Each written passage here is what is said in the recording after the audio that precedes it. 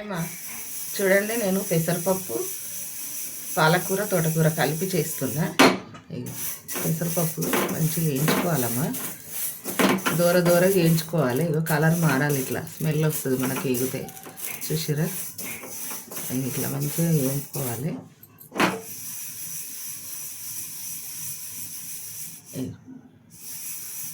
అయితే వేగిపోయినాయి, చాటలకు వేసేసుకుంటున్నా. చాటలకు వేసేసి ఇప్పుడు మనం పక్కకు పెట్టేసి కూర పొయ్యి మీద వేయడానికి గిన్నె పెట్టేస్తున్నాం. ఇప్పుడైతే పప్పు కడిగేసినామా, ఇక వాటర్ వేసుకుంటున్నాం. ఒక గ్లాస్ అంత వాటర్ వేసుకొని పక్క పొయ్యి మీద పెట్టేస్తాం. చూడండి, ఇప్పుడైతే గిన్నె అయితే కాగిందమ్మా, ఇక ఆయిల్ వేస్తున్నా.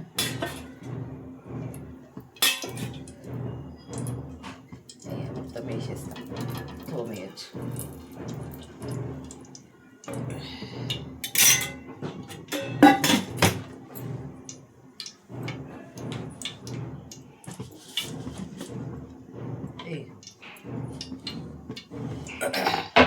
ఇప్పుడు ఉల్లిగడ్డ పచ్చిమిర్చి వేసేసుకున్నాం.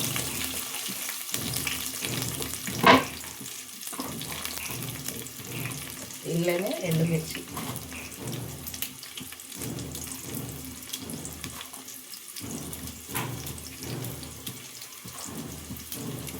టేస్ట్ మంచిగా ఉంటుంది. మేము కారంకు తగ్గట్టు వేసుకోవాలి.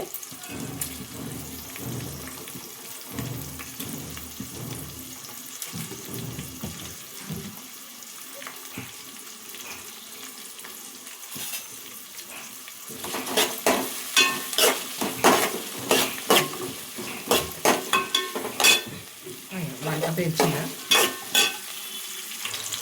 చూడండి, మంచిగా వేగినాయి కదా. ఇప్పుడైతే ఇగో ఎల్లిపాయలు కూడా వేసేస్తున్నా. కచ్చపచ్చ దంచుకొని ఎల్లిపాయలు వేసుకోవాలి. బాగుంటుంది ఎల్లిపాయలు ఇట్లా వేస్తే.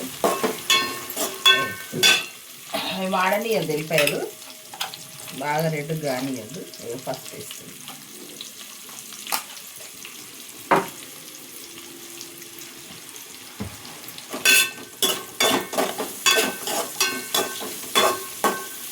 ఇప్పుడు ఆకుకూర వేసేసుకున్నాం.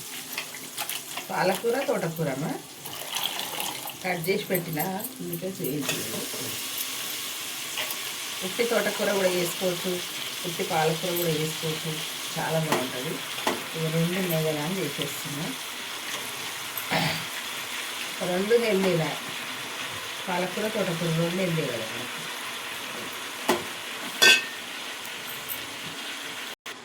ఇప్పుడైతే మంచి కలిపేద్దాం. పెద్ద మంట వేసిన మంచిగా కలుపుదాం. కలిపి మూత పెట్టేసేయాలి ఒక 5 నిమిషాలు. మనకు కూర ఎంత వచ్చింది అనేది తెలుస్తుంది అన్నట్టు.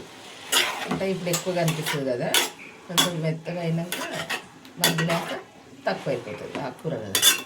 ఇప్పుడైతే మూత పెట్టేద్దాం.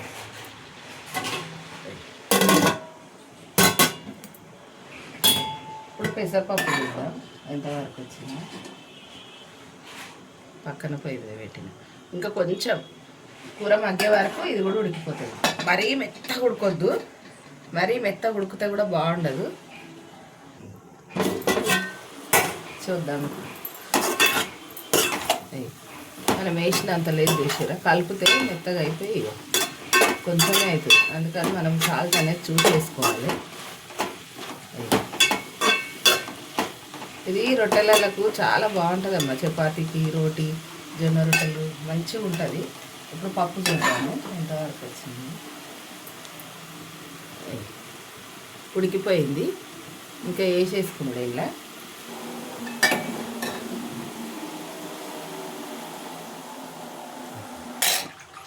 ఇప్పుడు పప్పు వేసేసుకున్నాడు.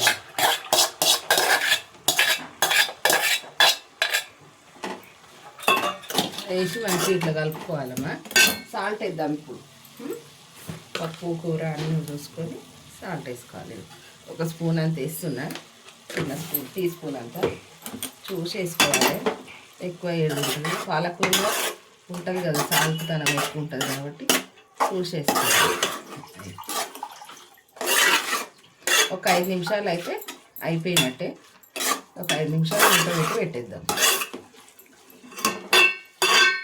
ఉడికిన పప్పే కాబట్టి మనకి ఎక్కువ టైం ఉండదు, తీసుకోదు, తొందరగా అయిపోతుంది.